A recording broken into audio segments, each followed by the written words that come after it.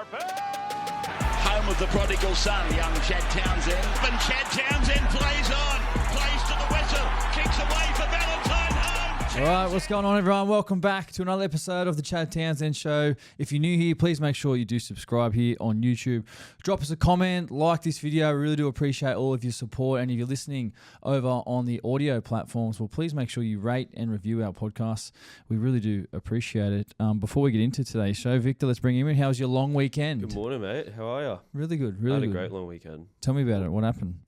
Had a bit of soccer, which we lost, but it was fun. Yeah. But then went into the city for a bit of fun. Yeah. Had a mate playing at a club, and yeah. Oh, nice. You know, it was good. But you went on a golf trip. I did. I went on a golf trip, yeah. Talk to us about that a bit. It was great. Roosters had the bye last weekend, so had the weekend off, and myself and 6 of the boys went away on a golf trip.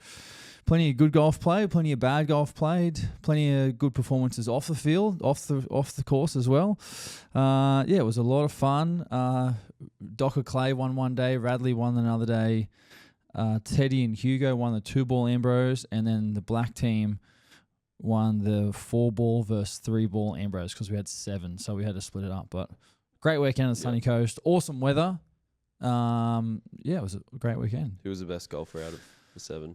I got better as the trip went along, but I would have to say probably Docker Clay. Docs. He played off like 22 he played off, but boys were giving him a bit of stick about being a burglar. But that's how it goes. That's how it goes sometimes. But he did well. So it was a great weekend. Let's have a look at today's show, guys. So, of course, we go through what's trending in the NRL. Always plenty happening in the game with round 14 wrap-up. Now, some big results, some absolute clinics put on over the weekend. The Origin teams were announced yesterday. The biggest takeaway out of those teams was DCE out for the Maroons, the captain. They've dropped the captain and they've put in Tom Dearden as starting halfback for the Maroons. Galvin's position at the Dogs, he was put in the halves yesterday, so we're going to discuss that about how that sort of plays out. Meninga has been announced as head coach of the Perth Bears, a really, really good announcement for them, and we'll see some of the players that they could potentially be targeting as some of their first signings. The Warriors put on an absolute clinic on the weekend at Shark Park. We have a look at some of the biggest moments from the weekend, some of the biggest tackles. Who is our biggest big footy guy of the week? And then, of course, we finish with our fan question. So let's have a look at what's trending in the NRL. Now, Queensland have made some big changes for Game 2. As we said on the top, the biggest takeaway in this team is that DCE, the Maroons captain, is out.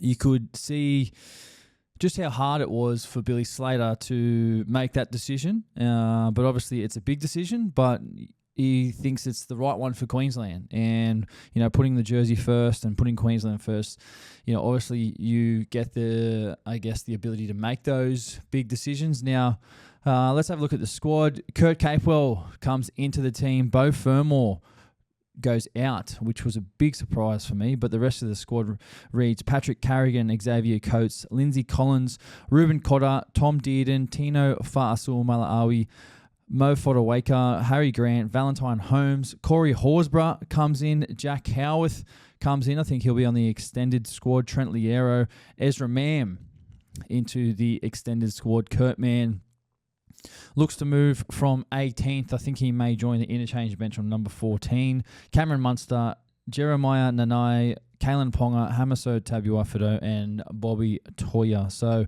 I guess, like we said, the biggest one is DCE, but obviously Beau Fermor out and Kurt Capewell, who has been doing some great things for the Warriors. I mean, the Warriors are in the top 4, doing an awesome job, and Capes has that versatility of being able to play back rower and centre and to be able to get the job done. He's played plenty of Origin before. He's played in big games. He's played in grand finals.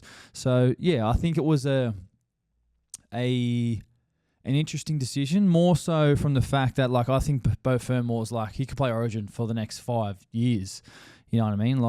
But they're obviously looking to win now, and they think their best call is Kurt Capewell. So it'll be interesting to hear what you Queenslanders think, actually, on that decision. Is it the right one? Fermor out, Capewell in. Let us know what you think. Drop us a comment. But I guess DCE. Yeah, DCE. We talked about it last week, hey? Yeah. we can't talked about dropping him for game 2 and whether Yeah. it'll be the right decision. And do you think Billy's done the right thing by dropping him? Yeah, this look, game? I mean, like I said last week on the show, I originally thought that straight after the game, I was like, oh man, they need to put Tom at halfback. But then once I sort of gathered all the information and I watched Daly play against the Broncos at Manly last weekend, and I was like, you know what, like I think you give a legend like this, you give him one more turn, you know what I mean? But this is it. This would be it. So I thought Billy Slater may do that.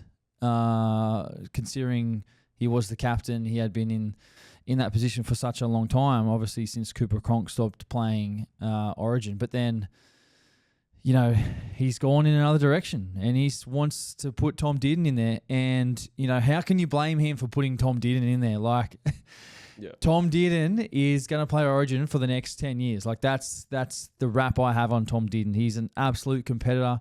I worked day in, day out with Tom Dearden for 3 years. He works harder than anyone I've seen. He always does extras on his game. Defensively, he's very strong, but his ball running ability and his ability to just take on the line and create options for other people is like amazing. And we saw what he did when he came on. He only had limited time. He was playing at the hooker.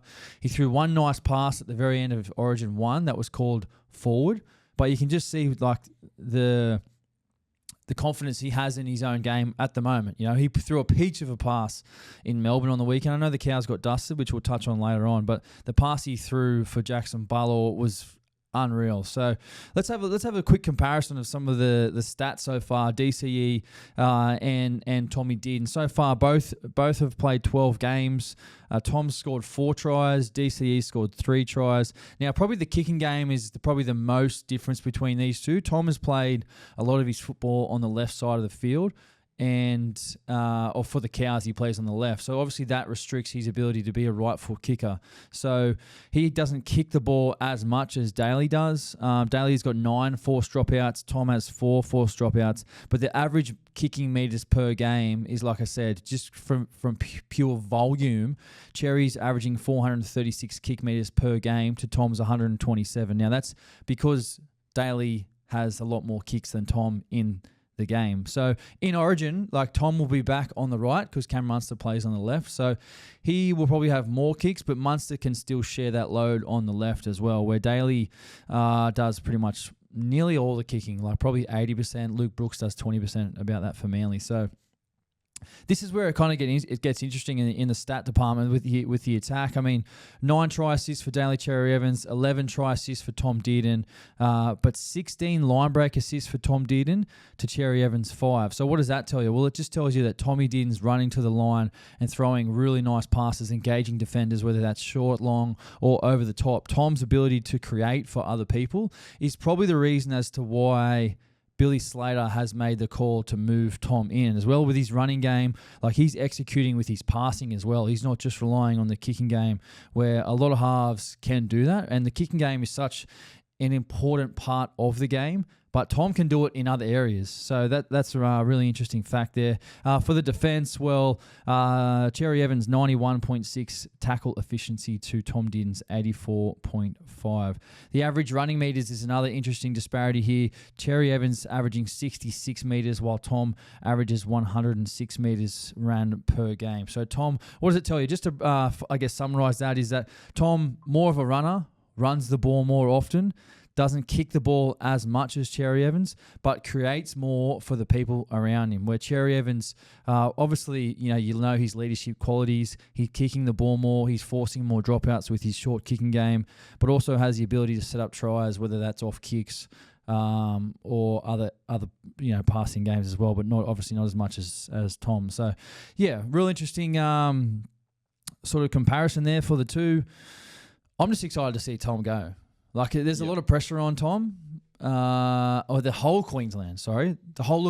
I mean, they're down 1-0. They lost at home. Game 2's in Perth. So, they're all on notice. If they lose this game... Oh, mate. Yeah, what do you think if they lose this game? What do you think's in it for Billy? Do you think he gets another series, or do you think they drop him? Nah, I think he'll get another series. Yeah, I think he'll get another series because he's delivered over the past couple. I know they lost last year. They won the year before that. So, Yeah. I mean, it's such a high-pressure environment, you know what I mean? Like, every decision you make in Origin as a player or coach is under the microscope. So... Yeah, he's definitely made some interesting decisions. What do you think for the Bo Firma? Yeah. Firma, like I said, he's unlucky to miss out. But when you don't win games, like, you know, he didn't really have an effect on the game in game one because he didn't really I didn't play. think he had the chance. Yeah, like he didn't play many minutes. Like, you know, I'm not sure exactly how many minutes he played, but it would have been less than 20 minutes. Like, he sat on the bench and didn't really get to have much impact, where I think, like, I think the Queenslanders will move, they'll move Ruben Cotter from the edge to the middle, whether he starts or he comes off the bench. And I think Capewell will start on the edge. Yeah. So, you know, it would have been Bo Firma that would have started, and then Ruben Cotter would have moved to which we either said the was bench. the play. Yeah, was the play, but like they would have had to rely on Bo Firma to start and play potentially a whole game. Which, I mean, it sounds like Billy Slater didn't think that was the game plan. I mean, he plays 80 for Titans, but I guess. Yeah. So. Well, he's a gun. I really like Bo Firma. Yeah, like, I'm a big fan of him. So we'll move on. Let's have a look at the New South Wales team list. So, well, when you win, I mean, what do you change? When you win, you don't change. You don't change anything. So, you know, and the Queenslanders have always been. They always just sort of say, "Oh, we pick and stick," and you know what I mean. But now it's like, well, who's picking and sticking now? I mean, it was easy to say that when they were winning eight bloody years in a row. Like, oh yeah, they pick and stick because you win. Yourself. And now we're in the position. The tide's changed. The Blues are in charge. We've got one forced change due to an injury. Unfortunately, Mitch Barnett, who went down with an ACL injury, is ruled out for the remainder of the season. And the only change that is happening for us is Stefano Utoikamanu comes into the 17 from jersey 19 in game one. So let's have a look at the New South Wales Blues side. We'll read it out. Dylan Edwards at fullback, Brian To'o and Zach Lomax on the wings, Stephen Crichton, Latrell Mitchell in the centres. What a lethal centre pairing that is. Very good defensively as well. In the halves, Mitch Moses, Nathan Cleary, front row, Max King and Payne Haas. Max King was outstanding yesterday for the Dogs against Parramatta on that public holiday game. Reece Robson at hooker, back rower. Back row was Liam Martin, Angus Crichton, Isaiah Yeo at lock, and on the bench, Connor Watson, Spencer Lenu, Hudson Young, and the change is Stefano Utoikamanu comes into 17. 18, Matt Burton. 19, Keon Kaloa-Matangi, and 20, Lindsay Smith. Well, I thought Keon, excuse me, he has been probably the most informed front rower in the game. Yep. And I thought he was a chance of coming into that number 17 spot. But from all reports, it was in game one. If Payne Haas, who was in doubt for game one, if he didn't play, Stefano would have come in and played. So he's obviously done all the reps there in training camp and, obviously been playing well for the Melbourne Storm. So is that the teams who... Are we going to clean sweep or That's what? the team, and I've brought my broom already. Like, I'm ready to go. Oh, man. Mate, I'm calling sweep. Yeah. I just love our team. Like, It's so good. I love the back rowers. I love the centers. Defensively, I feel like we're very strong. Our halves are well balanced. Our hooker, Robbo's done a tremendous job. He plays big minutes. Then you look at our bench, like we just cover all areas on the bench. Like we've got aggression and will Queensland kick off to Spencer Lanu this Are they week? gonna kick this this? game? Surely they will after getting baked and roasted after game one. You think They so? have to. We need to see it. You'd Game think two. so. Man, Spenny's up the back, just like calling him like, calling him, you know what? I don't want to repeat what he's actually saying right now, but Oh, yeah, it's good. Yeah. Defensively, this team's just also so good. Defensively. Watching Critter in his work yesterday. Where he stopped Iongi, I think it was. Yeah. So close to the trial. I'm like, Yeah. he's so good, man. Yeah, he's great, man. He's the best defensive centre in the competition probably since... Who else is there, man? Josh Morris. Josh Morris was one of the best. Stephen Crichton. Wow, man, he's doing a tremendous job. So, yeah, look, love the team. And just to, I guess, finish it up before we move on, a lot of changes for Quail. Two two big changes, one major change with DCE out for the Blues. Yeah, just one forced change. So we'll see how that kind of plays out over the next 10 days as the boys go into camp. Game 2's in Perth Wednesday week. So, yeah. We don't lose in Perth. Yeah. We love Perth. We have a very good record in Perth. Very good record. And the NRL gets paid a lot of money to take the game to Perth. So, yeah, let's move. On the topic of Perth. Yeah. Meninga. On the topic of Perth, what a great segue. Let's move on. What do we got here? Meninga. Bears coach. Bears coach. Talk to me. Yeah, Meninga has just been named the Perth Bears inaugural coach. It's been a long time since he's been a head coach in the NRL, but Meninga obviously done an incredible job at Origin level and with the Kangaroos. The ARL Commission have chosen Meninga as the standout candidate for the Perth Bears job. Now, obviously, there was talks around Brad Arthur. There was talks around Sam Burgess to be some candidates as well, potentially applied for the job. But Meninga gets the nod. Now, there are a lot of players off contract next year. So it's going to be interesting to see who they sign first. Now, I expect to see some signings for Perth after November 1 because obviously the guys who are off contract next year, they can't speak to rival clubs until November 1. So I expect guys to sign for Perth between November 1 and the start of next season. Excuse me. I just think I had a quick look at the list last night and some names that really popped out to me. Obviously, Payne Haas, which we spoke about, I don't see him leaving the Broncos. A few others just to sort of throw out there. Morgan Smithies, Savelo Tamale, Viliami Kikau, Reid Marnie, Blake Brayley, Jesse Ramian, Sifa Talakai, Herbie Farmworth, Jermaine Asako, Bo Fermor, Jaden Cambo, Tino, who I think has options in his contract everywhere. So, look, there's no shortness of high-quality players that the Bears could potentially target. Yep. It'd be interesting to be in their sort of recruitment team at the moment. It'd be fun. Yeah, it'd be like awesome. Making a fantasy team. Yeah, 100%. It'd be like, where do we go from here? Like, what are we targeting? Who do we want to be the face? Who's going to be our captain? We need obviously big guys for like marketing. Yeah. Marquee. Yeah, one of the biggest challenges I think for Perth is getting guys to obviously commit to moving over there. Because Perth, it's very different to the east coast of Australia, like very different to Sydney, and obviously it's a fair flight over there. Yep.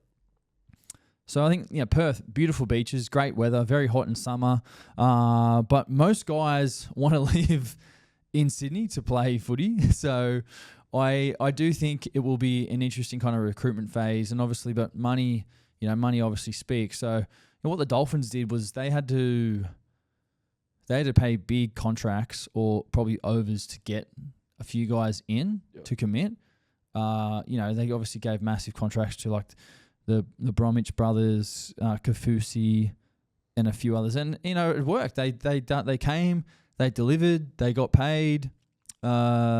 Their team's good. Their team's good. Now they're underperforming. Yeah, but I reckon in the next couple of years, they're top 8, top 4. Yeah, for sure. Obviously, they got Katoa there as well. Jeremy Marshall King. They've obviously got a good core group. Nicarima. They got a good core group. Have got Hamaso.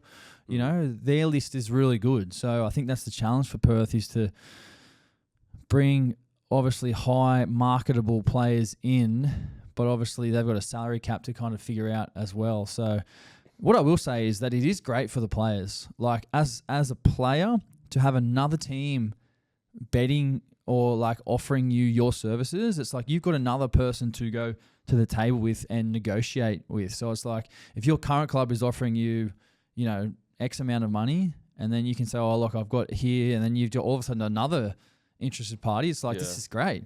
You know what I mean? It's great for the players. It's a win for the players. Obviously, it's a win for Perth and the fans over there.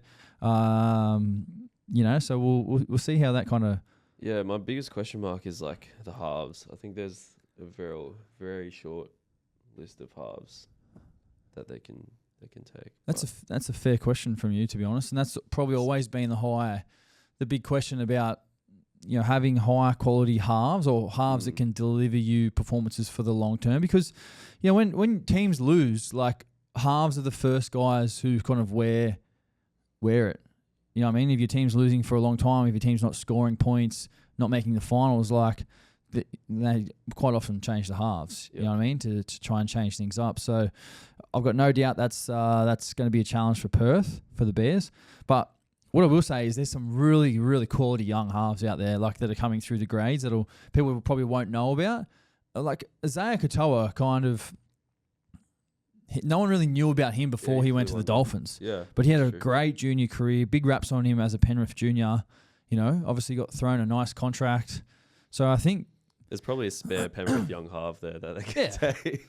Mate, there's probably a spare Penrith every position out there. The way they breed juniors out there. So, well, there is talks that they're going to sign the assistant coach, Penrith's assistant coach. Yeah, Ben Gardner.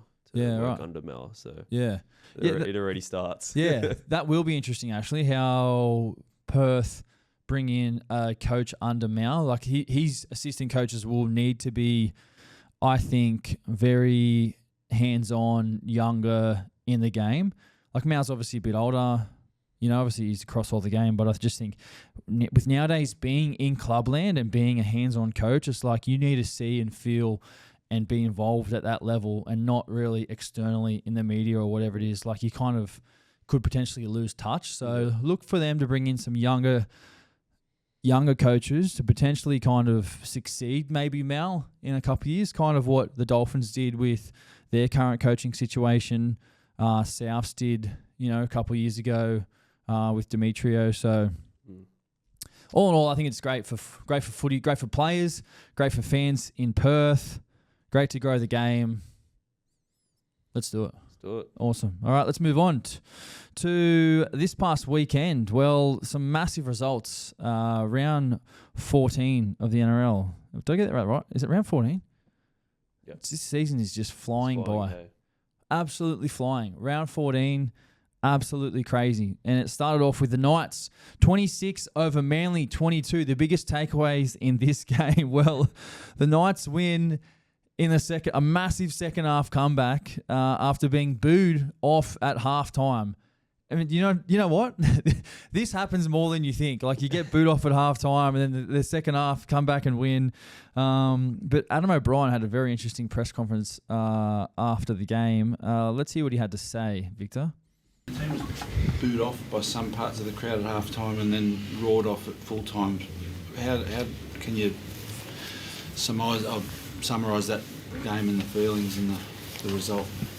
Do you want me to answer the booing part or the... Or whatever. It's disappointing. Yeah, it's really disappointing to people to even, I know the scoreline's not what they want, but to boo the effort that went into that first half from a really young team. The people that booed don't know anything about rugby league. They're probably the ones that cheered at the end too. That disappoints me that they do that. Well, yeah, like Adam O'Brien since came out the next day and apologised for what he said to the fans. And look, I kind of like, I was thinking about what my take is on this, and I'm like, you can see even Kalen Ponga, like he's sitting there like nodding, to some of Adam O'Brien's comments. But the thing I will say is like, you can't be really going at the fans. You know what I mean? Like it is like the same people that were booing were probably cheering at full time. Like I agree with that. Yep. That's a part of like kind of being a fan. You know what I mean? Like you kind of get you pay your membership, you pay your tickets, you get the ability to kind of support your team. But at the end of the day, like you want to be a great supporter. Yep. Like like through thick and thin and through the ups and downs. But yeah, it's when you go back at the fans, like it's not ideal.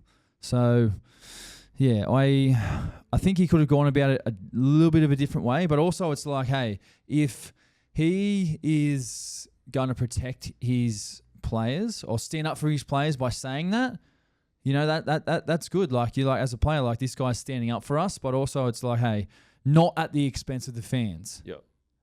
What are your thoughts as a fan? I think fans, like we obviously see the game at very face value unless you play it. Yeah. So if you're winning, you're going to be cheering. If you're losing, you're going to be booing. Yeah.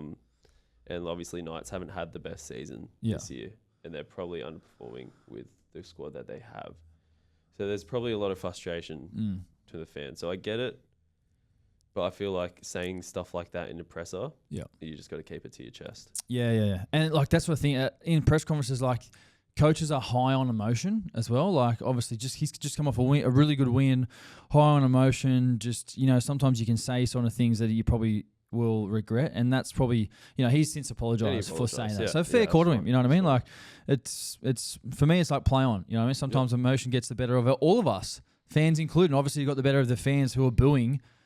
If you ask the fans who are booing their thoughts at full time, they probably would say, oh, we probably shouldn't have booed. Yeah. They'll probably say that. You know what I mean? What I will say about NRL press conferences is that I think we need to change it. I think we need to change the setup of the post-game press conference where we've got the coach and the player sitting there. I think it just doesn't, a lot of the time the players, the captains don't even get asked a question. They just sit there. Yeah. They might get one question. The whole thing's to the coach. It might go for 10 minutes and the coach has just answered everything, and sometimes the players don't even sit there. So I think we need to move it to how the NFL do it, where they have they have like a podium. They come in. There's one person, like the coach. The coach does his press conference, and then if they need the captain, get him on the podium as well, get him to answer a couple of questions, and then leave. And then if you need 3 or 4 other players, that way all the media's in one room. You get the players just coming through as they shower or whatever. One coach, then maybe your top 3 or top 4 players from the game come in, answer questions, and then boom, they all filter out. Yep. Thoughts? I like that. It's very much like in the NBA as well. They do NBA, that. NFL. Yeah. You know what I mean? Then you get some, because as a player, if you're standing next to your coach, you sit next to your coach. And sometimes it's like, you might be answering questions to your coaches there, and it's just like, obviously he's listening to everything, and vice versa. If your captain's sitting next to you, I know it'll eventually come out in the media and stuff, but it's like different mentality. Yeah, just a different mentality when you're just there by yourself, just answering questions. You know what I mean? And if, like I said, sometimes they don't even get asked questions, the captains. So let's mix it up a little bit. Let's have a look at that, changing that. So. Definitely cutting that up as a reel for sure. The new media wave. Yeah, excuse me. But not obviously, not taking anything away from the Knights. They had an incredible win. Obviously, their ability to come back in the second half. Great comeback. Well done to them in front of their fans. And for Manly, our boy Lehigh Hopewadi went off with a HIA. He would not return, and that really hurt Manly. I thought they're missing him. Tyson Frizzell also failed the HIA in this game, but with Lehigh going off, it did allow Tolu Kula to move to fullback, who is just a beast, man. This kid, I'm thinking looking at Lehigh, who's got a different skill set to Tolu Kula, but he comes on, he ran for 304 metres. Absolutely crazy. So you've got a backup fullback in Lehigh. Then you've got another guy who can run 304 metres at fullback as well. His running game is just outstanding. Ola Kawatu, I thought, was great for Manly. He's very, very hard to stop. But the final play in Golden Point from the Knights was an absolute... I love this play. And it just goes to show, if you put a kick up in the air, go and compete for the ball. Fletcher Hunt... Man, this guy deserves a massive rap. Every time the ball goes up in the air, this guy pins his ears down there, gets up and just tries to get the ball, tries to touch the ball, tries to compete on the ball. So KP, left foot down that left corridor, kicks it up. Fletcher Hunt, you see him just sprinting, gets up. His hand bats it back on the inside, and KP, after he's kicked the ball, he's just jogged up midfield, just in case the ball comes out, just in case there's a drop ball. Fletcher Hunt taps it back. It falls into KP's hands, who's just in the area, in the picture, gets the ball, runs and scores, wins the game. It's not a pretty sight for Manly, though, in that area, because there's a few guys that stopped and walked in Golden Point. But just goes to show, man, just compete on the kicks. Is that something you train? 100%. Yeah. Every week. Yeah. Every single week we train to compete on kicks. Regardless of if it's catching, if it's tapping back. If you get up and you tap back, it's like you've got areas where people should be, for those scraps. Yep. Get the ball back, scraps, and then what we do next is it's trained for as well. Yeah. You know, whether it's look for someone else in a different area, whether it's another kick, whatever it is, like it's one of those areas that has just changed the game over the past couple of years, where it's like there's so much of that now, so much more kicking, and a lot of the time it used to be just kicking to the corners, but now it's like it's competing more, and you see the teams who are competing on kicks more having more, I guess, success than the guys who just put kicks up to the corner and they're not competitive because they're too deep. Yep. So keep an eye on that. Let's move on. Next game, Storm 38, Cowboys 14. Storm, well, they looked in control for pretty much nearly the whole game. They led 18-4 at halftime. The Storm came out. Jerome Hughes, he was on fire. Kicked on tackle 1 after halftime, attacking the line, and set up an excellent try for Nick Meaney. You can see Drinky was kind of stuck at the ruck, and they had a long shift, which Melbourne do so well. They identify where the fullback is and when to kick. And this one on tackle 1 for Jerome Hughes was just like, that's a man who's just in his bag at the moment, just in control of his game. The Cowboys did fight back. They got it to 24-14. And they created a lot of chances in this game, the Cows. A lot of chances. Man, they had so many try-scoring opportunities, but they just couldn't execute. And in the end, I thought their defence through the middle really let them down. Obviously, letting in 38 points. It was disappointing for Cowboys fans. I thought Drinky did a few good things. He held up Jerome Hughes. He scored a nice try at the end, at the back end of the game, but yeah, there was a few pictures coming out of Toddy blowing up after full time, and I think he had probably every right to do that with some of the defence from the Cows through the middle. They really let the boys down on the weekend, and it's such a tough place to win in Melbourne, and if you don't get your defence right down there, you can concede quite quickly with the Melbourne juggernaut and the way they attack the game, the way they move the ball, their spine when they're in sync. They're really, really hard to stop. So I thought it was disappointing for Cowboys fans and for the boys up there, but a great win by the Storm. We'll quickly move on to the next game. Dolphins 56, Dragons 6. Whoa. Shows. Whoa. 56-6. Yeah, clear the throat for that one. Clear the throat. I've had to clear my throat a lot after the weekend. What a scoreline. I don't know if anyone saw this coming. Dolphins putting on an absolute clinic. Shane Flanagan would not be a happy man right now. Flano, he'd probably be blowing up. One thing I know about Flano is I think you'll see some changes this week from the Dragons. Personnel, he'll be making changes. Flano doesn't cop that stuff. It would not have been a fun dressing room to be in. Not many words spoken. What kind of changes do you think he's going to make? I don't know. Yeah. And Dragons fans are ones to let everyone know how they feel. You know what I mean? They're very passionate fans, the Dragons fans, especially on social media. Very, very, very passionate. But yeah, what changes? I mean, what changes will they make? Man, I don't know. We'll have to wait till the team list comes out. We'll wait till today. But yeah, I mean, there will be a couple changes for sure. I'm going to be keeping my eye out on team list Tuesday this afternoon. There's one change I'm thinking.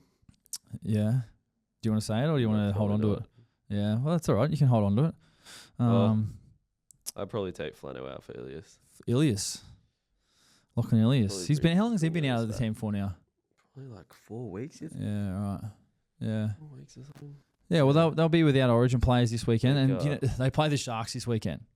Both teams coming off big losses in the local derby, so that'll be a tough game.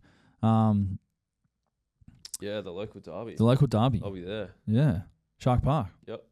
Yeah, I'll be at the game. I used to love that game actually. Sharks vs Dragons at Shark Park. I used to always run for Dragons. So possession was 60-40 to the Dolphins. Dragons had 40% of the ball. And when you've got 40% of the ball, like it just feels like you just tackled all night. If you ask any of those Dragons players when they come off the field, they just would have said, it just felt like we tackled all night. Didn't have any of the ball. Had 67% kick defusal. When I had a look through the stats in this game, I mean, they weren't terrible for the Dragons. the biggest stat that was that caught my eye was just the possession, the 60-40 possession. I was like, just the sheer amount of tackles that they had to make. They just didn't have enough ball to do anything, the Dragons. So it's a game of possession, our game. If you have the ball and you force the opposition to tackle, you take juice out of the opposition. You fatigue the opposition by making them tackle. And if an opposition team makes double the amount of tackles as you have, well, like, you basically win. If you have more possession than the opposition, you basically win. It's a game of possession. So it's one thing to keep an eye on. But yeah, obviously a really disappointing result for the Dragons. If we just 60-40 possession on the stats, 30 minutes ball in play for the Dolphins and 20 to the Dragons. Dolphins completed at 86%, Dragons 78%. Have a go at this. Run meters for the Dolphins 2,234. Run meters for the Dragons 1,132. So Dolphins ran for basically double the meterage as the Dragons did. 8 line breaks for the Dolphins, 3 for the Dragons. The set distance. This is one where distance does not look pretty for the Dragons. The average set distance for the Dolphins was 58 metres. So if they started on their try line, they would make 58 metres every set. That is crazy. That is so crazy. That just means that the Dragons just defensively just didn't tackle well enough, didn't turn up with their defence.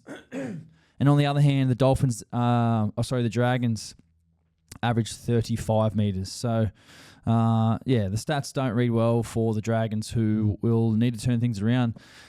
Shane Flanagan and the Dragons will go back to Shark Park this weekend, and it's going to be a huge game. Huge game. That does bring us into the next game, which was at Shark Park on the weekend. Warriors 40, Sharks 10. Before I jump into this game, I'm going to get the Sharks fan over here just to tell me his thoughts for the game. What do you think? Not a great night. Not a great night. I thought it was going to be a tighter game. Like, it was never going to be easy. Warriors are top 4 side and, like, still such a good squad. But I don't think we kind of turned up for the game, which was really disappointing. I don't know. It was just, like, rocked up. I think it was a sellout crowd. It's a big crowd, yeah. Huge crowd. Yeah, the boys just didn't turn up. Yeah. And Warriors seemed up for it. And Warriors were up for it. That showed in the scoreline. Yeah. Sean Johnson said after the game, this was one of the complete performances from the Warriors, yeah, which... they were so good. Excuse me, I thought was... which was really well said. I thought the Warriors just looked in control the whole game. Chance has been in form this season. 242 metres for Chance.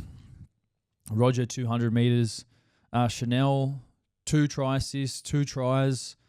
Hasn't he just been great this season? Good. Oh, he has been underrated so far, Chanel Harris-Tavita. You know, for what he's probably getting paid at the moment and what he's delivering. Not sure when he's off contract, but he will be deserving of a big pay rise, in my opinion. Obviously had that time off, Chanel, a couple of years ago away from football that season, but he's come back.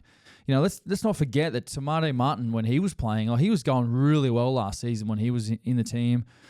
Him, and then obviously at the start of the year, Coach Webster went with Chanel, and geez, hasn't it paid him back and more? It was an absolute incredible game for Chanel. I thought he was outstanding. Yeah. Leka Halasima, this kid has been on fire. So good. Really like watching him go to work. And for this Warriors team, you know, where do you think this Warriors team could get to? Because I think every week people keep doubting this team, hey? And they keep pulling off wins, just flying under the radar. This Warriors team is a genuine top 4 team. Yep. In my opinion, they finish in the top 4 this year. The way that they are playing this season, the style of play is made for big games. They complete high. They're very disciplined. They control the ball. They compete hard. They have a good spine. And when they're playing their best, they are hard to beat. They've got athletic young players who are playing well above their pay grade at the moment. And that's what you need when you want to win the comp or a successful team. You need guys who are playing, who are exceeding their pay packet. That's how it kind of works out. So this Warriors team, where can they get to? They're a top 4 team. Can they win the comp? Bloody oath they can win the comp. Would that be good for the comp? It would be good for the comp. 100%. If the Wars win a comp and I'm alive, which surely they will. I mean, I'm mid-30s, so surely I'll be alive. But like, I would go off. Yeah. I'm a Warriors old boy, so yeah. Ex-Warrior, you know. Just, I would be as an ex-player of them. I would be unbelievably happy if they did. Yeah, The celebrations would be insane, wouldn't they? The scenes coming out of Auckland if they won the comp. So good. Holy. We'd have to fly down there. We'd have to fly live over. on the streets. We have to fly over live on the streets, reporting live from Auckland City. Yeah. Yeah, they're a good team. It's just whether they can do it against a top 4 side, which they probably have struggled with this season. Like losing a Storm. They lost to Raiders the other week at home. Yeah.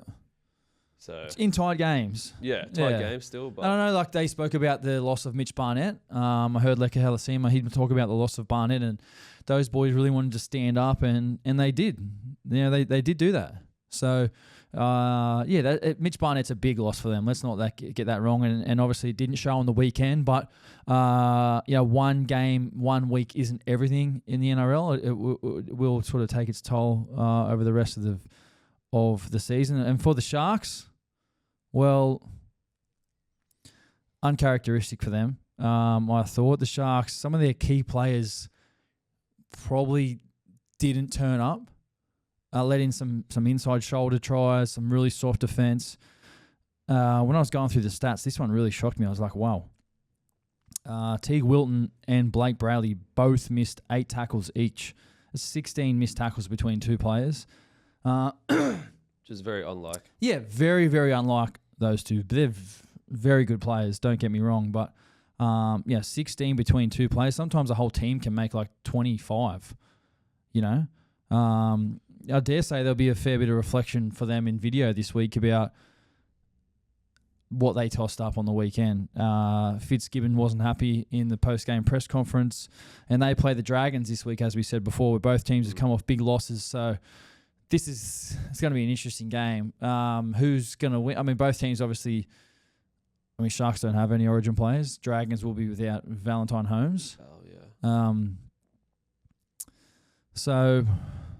Yeah, it wasn't pretty for the Sharks. When you play at home in front of nearly a sold-out crowd and you get pumped 40-10, like it is not fun. It's not fun. So it'll be a tough week for them at training this week. That's for sure. Going through the ringer. Yeah. Let's move on. Next game, Broncos 44, Titans 14. Adam Reynolds, 300 games in the NRL. Congratulations to Adam Reynolds. I've played against Adam for pretty much nearly my whole life. He's had an incredible career. 300 games in the NRL is a huge achievement, and will go down. I know he's second all-time in points behind Cameron Smith at the moment, but will go down as one of the greatest ever point scorers, goal-kicking halfbacks, short-kicking game players we've seen in the history of the game. A massive achievement for him, so well done to him.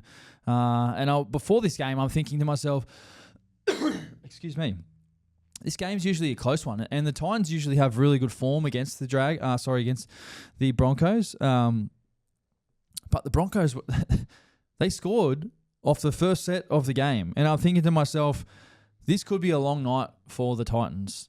And then before you know it, the Broncos had scored 5 tries in the first half, and the game was probably over. The Titans' edge defense has really let them down this season, and again, it was a real weakness for them in this game. Let's see what Des Hasler had to say after the game. Are you the coach to turn his club around? The players turn the club around. So it's not a question like that. It's not about that. It's not about turning anything around. It's about turning up and playing well. And we didn't do that. We missed that opportunity tonight. We missed that opportunity. And that's not good enough, and they know that. Yeah, the Titans missed it from the start. I mean, conceding a try for the first set, 5 tries in the first half. they missed the start and they were forced to chase everything after that, and it just doesn't work that way in the NRL. Every now and then we hear of a comeback, but when you don't turn up at the start of the game, like, it is extremely hard to work your way back into it, especially at an away game. Des, obviously, he said there, the players are the ones to turn it around. I'm not sure how I feel about that comment. It's pretty full on. You know what I mean? It's like, is it shifting the blame from him to the playing group? Is that how it comes off? Yeah, like you talked about coaches standing up for their players. Yeah. It's kind of throwing him under the bus. It's kind of not, yeah. I wouldn't be saying that. I'd be more coming from an angle like, we all need to turn it around. It's like, he's obviously not the one out there playing, but he's accountable to the performances. It's like, we need to do this together. Not saying, the players are the one to turn it around. Yeah. If I'm a player, if I'm sitting there, if I'm Kieran Foran, I'm like, I don't know how I feel about that. Like, you know what I mean? It's more like, hey, you're in this with us as well. Yeah. You're the leader. You come up with a game plan. You tell us how to play. You coach us. You make us better. I know we perform out there and we're the ones making the tackles and dropping the balls and all that, but it's like, we need to do this together. So I think probably would have been nice to see some more accountability from Des there. Let me know what you think if you're a Titans fan, NRL fan, fan of the game. Do you think that's a fair take? Should he have showed more? Should he have stood up a little bit more? How fresh were those Broncos kits? But Broncos the kits were insane. Black Dog Institute, blacked out jerseys. A lot of them were wearing blacked out boots as well, which was just insane. I thought this was really well done by the Broncos. The black jerseys looked awesome. What a great cause as well. You could I'm pretty sure they sold a heap of them. So, really, really well done. Let's have a quick look at them if we can. I think who makes their jerseys? I think it's is it ISC? Let's have a look. Asics. Asics, yeah. Asics, all blacked out. God damn. Black badge, black everything, black NRL logo. The only thing that was white on there was the white number. And obviously, even Adam Reynolds' 300 game thing was black. It's a hot jersey. I like it. It's a cool jersey for Adam Reynolds to have as his 300th jersey. Yeah, true. When he's framed. That's I always found that, if you're playing a milestone game, my 250th a couple of years ago was a Anzac game jersey. So it's actually sick. It's cool to have a different jersey, because obviously you got your debut jersey for the club, which is usually pretty standard. But then if you get a milestone game, whatever is 100, 200, whatever it is, and it's a different jersey, it's always cool to have a different jersey. Yeah, right. How many jerseys do you have in your? At the moment, I've got in the frame, I've got 3 frame jerseys, but I've got 2 more jerseys that need to be framed. Yeah, okay. I'm going to have 5 up there. What they'll be my debut, Warriors debut, Cowboys debut, Roosters debut, and Sharks grand final playing jersey, which I still haven't got framed. I've got to get framed. You haven't got the grand final. I haven't got the grand final jersey framed yet. It's nearly been 10 years. Wow. But I've still got my boots from the grand final with black, white, and blue cellophane attached to the bottom of them. That's sick. Yeah. I've got a heap of cool stuff. Oh, they're just in a box or something. They're in a box, yeah. I'm going to put them all in my front room. I'm going to do I'm actually going to do a vlog whenever I finish playing footy, when it's the whole room set up, just to go through it all. Because part of me was like, do I want to put stuff up in here, or what do I do with all this stuff? I think you got to frame that grand final jersey. Yeah, I'm going to frame that. Yeah, I need to do that. I just haven't got around to it yet. But anyway, back on the game. For the Titans, I just don't know about the Titans. I know I said last week, they've had issues for a long time. They haven't had success for a long time. Yeah. What do you? Where does it come from? What is that? What is the culture or the history of the Titans? I just don't think they've got the same. I know they're a newish club compared to others, but they just seem to always kind of be down the bottom. They're last place at the moment. Yeah. I'm pretty sure. So, how do they fix the Gold Coast? I think there's a lot of money in their squad tied into both Tino and Fafita. Hey? Yeah. Fafita, well, he's not playing at the moment. So I think they need to sort some of that squad balance out. Yeah.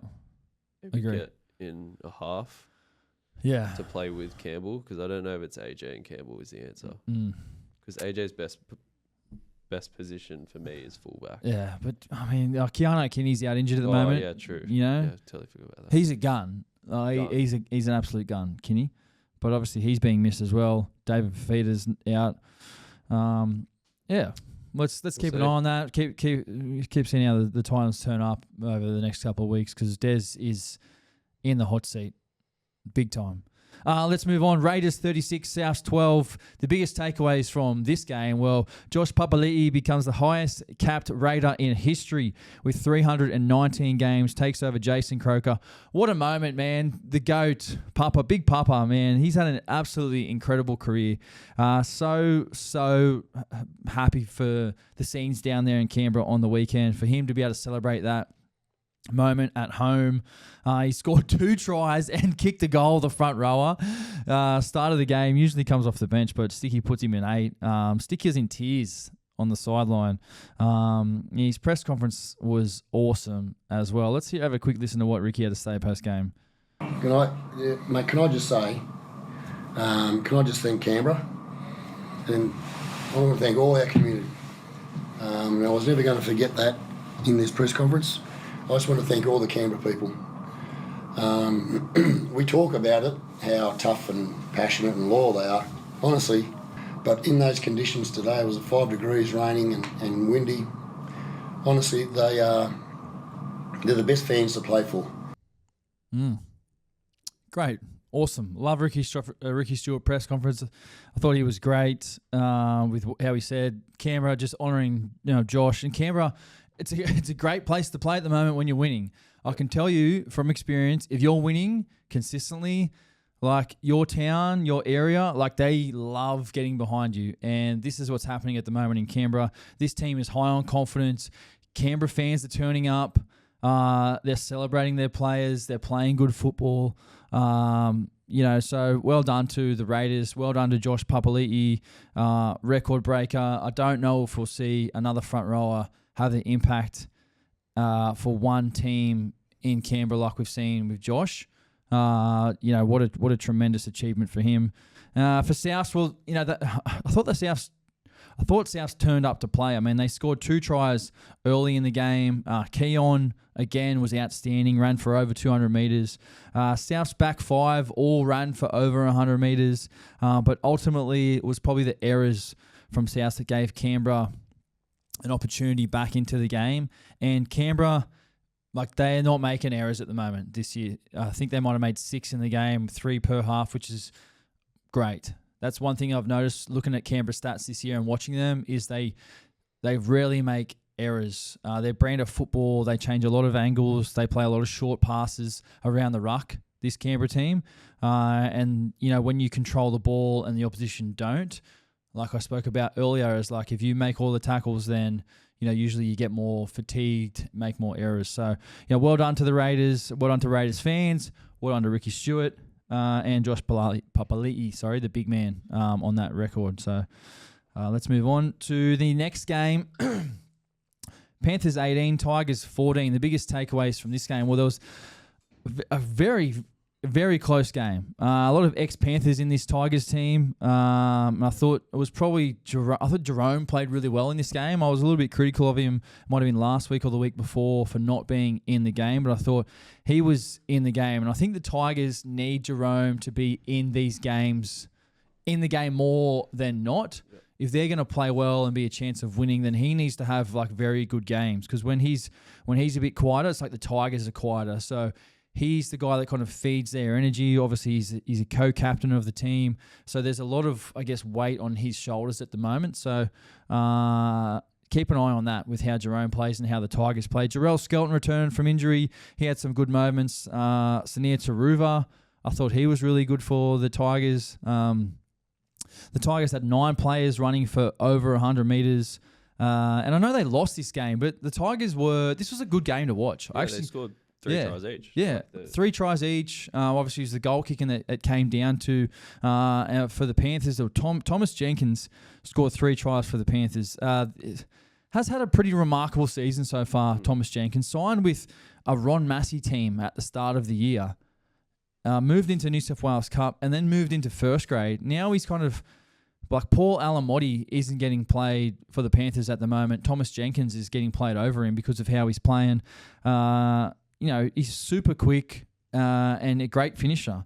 And I thought he was tremendous on the weekend. The 3 tries were great, so well done to him. Panthers, 87% completion rate. That's probably up there with one of their highest completion rates of the season so far this year. And I feel like that's the reason why... That's a contributing factor as to why they were able to win this game, because they held onto the ball. Where earlier in the year when they were losing a lot of games, they just weren't holding the ball enough. But Scotty Sorensen, mate, let's give him a round of applause. This try-saving tackle, let's have a quick look at it. Ball goes up in the air, comes back down. Look where Sorrow is. He's just tracking there. He's bottom of the screen. Boom, boom. That man is, oh my goodness. He doesn't make that tackle. Tigers score. Tigers win the game. Let's watch that again. Let's watch it again. Watch it again.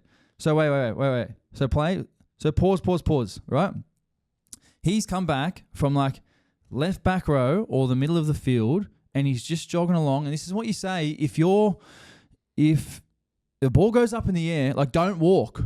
Do not walk. Just move your feet. Play it again. He's jogging along. There it is. Jog. And then just gets his position. Boom. Takes off. Man. That's the stuff dreams are made of. That's as good as Thomas Jenkins scoring 3 tries, if not better, in my opinion. Like when you make a tackle to win the game, man, just play it one more time.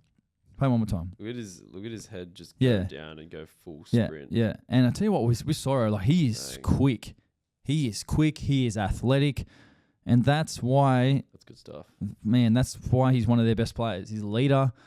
When you put in performances like that, you just keep moving. So just if a ball goes up in the air, just jog. Move yourself in position to then take off. If he walked then, he wouldn't have been in position to make that play. So Sorrow, man, proud of you, brother. That was awesome. Let's move on to what do we got next? The last game of the weekend. Bulldogs 30, Eels 12. The biggest takeaways from this game, well, Lachlan Gowin. He comes on the 60th minute at number 7. Reid Marnie comes off. Sexton goes to 9. Cameron Serraldo said post-game, this was not plan A. Not sure how much I read into that, if he was going to say the actual truth. But I guess it still remains to be seen how this puzzle how this jigsaw kind of all fits in. The Dogs completed at 90%. They were so impressive. 47 completions out of 52 sets. They had so much ball. For Parramatta, well, I thought they really showed up to this game. They defended really, really well for long periods of the game, but they just slowly got worn down by the Bulldogs side, who just showed composure.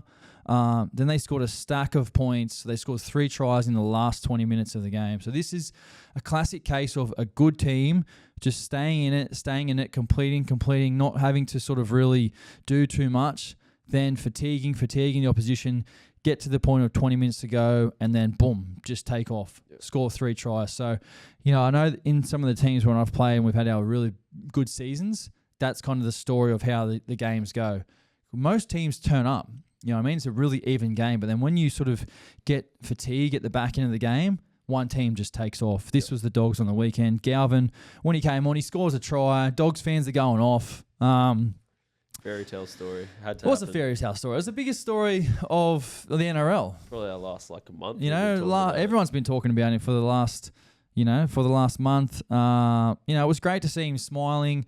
Let's remember this kid is young. Like he's 19 or 20 years old. 19. He's got a lot of football ahead of him.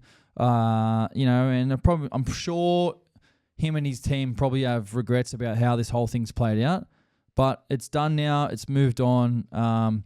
I thought Toby Sexton really showed a lot of composure in his post-game interview with Fox. He was obviously asked about the situation. Was really honest as well, which I really liked.